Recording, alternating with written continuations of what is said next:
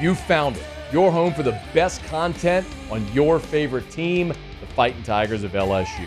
Do us a favor, subscribe to the channel, leave your comments below, and be sure to smash that like button.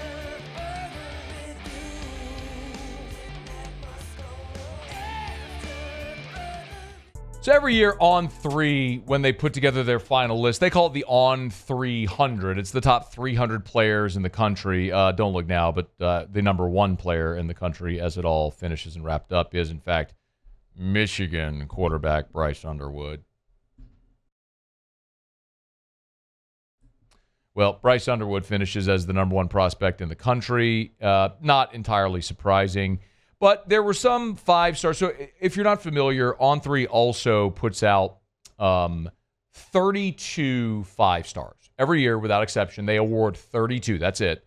32 5-stars, which is supposed to be symbolic of the 32 first-round draft picks. It's how it would kind of look there. LSU certainly was well represented. Harlem Berry, one of the 5-stars. Number 18 in the country in the final On 300. So congrats to the New Orleans running back, the number 1 running back in the country, finishes right there, which was awesome to see. Of course, also in the On 300, DJ Pickett, the number 1 cornerback in America, finishes 10th in the On 300 as the 10th overall prospect in the On 300. And then there was a newly minted 5-star, courtesy of On 3, and that would be Carius Curne, the offensive lineman out of Arkansas, the number 1 interior offensive lineman in the country. According to On 3, Carius Curne finishes this cycle as the 28th best prospect and does, in fact, get his 5th star from On 3. So take that for whatever it's worth. It's not to say that being a 5-star guarantees you success or anything of the kind, but it is something that Shea Dixon on this show for quite some time now, many months, has been predicting that ultimately he thought Carius Curne would end up getting a 5th star, and there he did. And Carius Curne's also a guy that Brian Kelly said on National Signing Day was someone they thought could actually be an immediate impact guy in 2025 as a freshman. Physically imposing, 6'4", 330 pounds.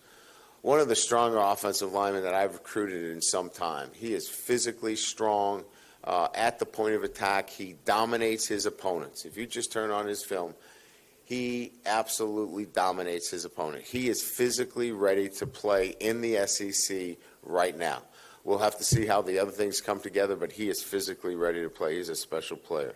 Whenever they looked at the biggest risers in the final On 300, the name among the LSU prospects that was actually the biggest riser wasn't Carius Curne, although he got the 5th star. It was Teron Francis, who went from number 212 nationally all the way up to number 89 nationally. So an in-state wide receiver who exploded up the board there in his final season. So it just goes to show you, a lot of times we look at these recruiting rankings when guys are sophomores and juniors, and you sort of marry yourself to the idea of where a prospect is going to be, but then they go from being 17 to 18, play their senior year, continuing to develop, and you see stuff like this. But Brian Kelly said it in no uncertain terms. He felt Carius Curne was ready to play right away.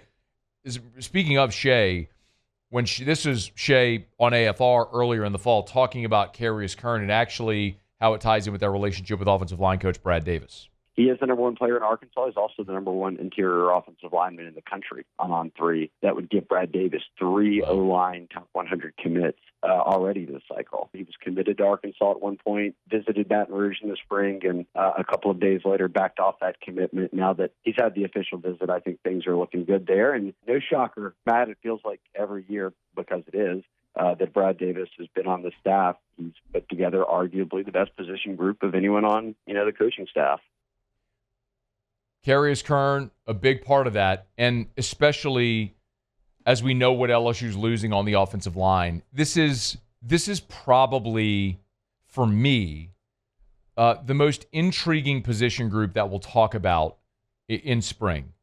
I understand for all the reasons why we're going to talk about the receivers. I mean, you lose your top 3 pass catchers. You obviously have 2 tight ends coming in, and Trey'Dez Green will continue to grow and develop in that role. there's so much intrigue on the defensive side because of all the star power you brought in. But if you're just looking at question marks on this team, obviously it's the offensive line. And a big part of it is who you lost, but another part of it is how they played a year ago. I mean, coming into last season, coming into the 2024 season, I said it, we all said it, that the offensive line was going to be the strength of the team. I mean, Will Campbell and Emory Jones are both projected first-round picks. We were going through the history that LSU, the last time LSU had a first-round pick on the offensive line was Alan Faneca back in 1990. You realize that's the last time LSU had a first-round draft pick on the offensive line. Alan Faneca, 1998. And LSU has never had two first-round offensive linemen, ever. And we were talking about Campbell and Jones being that this year, Dellinger and Frazier back for their senior years. Like, this was supposed to be a dominant unit. And they were truly elite, an elite pass-blocking unit this year, but they struggled to run block. But regardless, you're still losing four starters on this offensive line. So how does it all shake out? Yes, I mean, we're excited about Braylon Moore coming in from Virginia Tech. That answers your question at center. You got Josh Thompson coming in at Northwestern. He's going to start somewhere, probably on the right side of the line, either at guard or tackle. You might go add somebody else. But the point is, there is a spot potentially for a freshman to come in and play, especially at guard. I'm not telling you game one, snap one, LSU's going to have a true freshman like Carius Curne out there, but I also think it's possible. We saw Will Campbell start game one, snap one against Florida State. I mean, he's out there trying to block Jared Verse in his first collegiate game. That's unenviable. But he did it. You want to put someone at guard, it's way more manageable, especially if they can physically handle it. So Curne could be that guy. I mean, I think DJ Chester is going to slide over and play guard, which is his more natural position.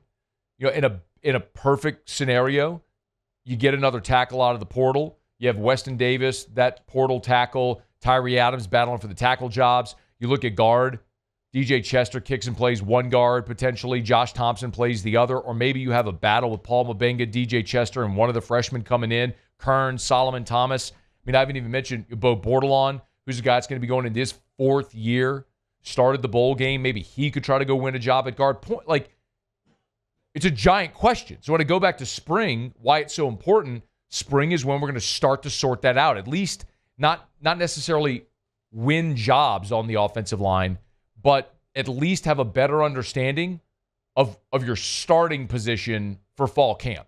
Because those 3 weeks of fall camp are going to be what determines who is starting against Clemson in that first five. That's imperative, man. You got to pave the way for your running backs. You got to keep Garrett Nussmeier upright. If that offensive line does that, there is toys all in this toy chest for Joe Sloan, that offense to play with. So it starts, though, with that offensive line, and Carius Curne, who got his fifth star today, going to be a big part of it. Something we knew and expected. I shouldn't say we knew. Something we expected.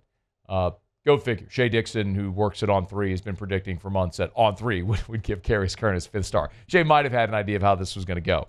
But Curne does get it. He's going to be someone to watch when LSU gets to fall camp, without question. A guy who's got a shot to come in and play. Not my word. The head coach said. A guy who's physically ready to play as a true freshman. We'll see if he can get up to speed. Hey, thanks so much for watching. Please leave your comments. I love to interact. And be sure to hit the red subscribe button below.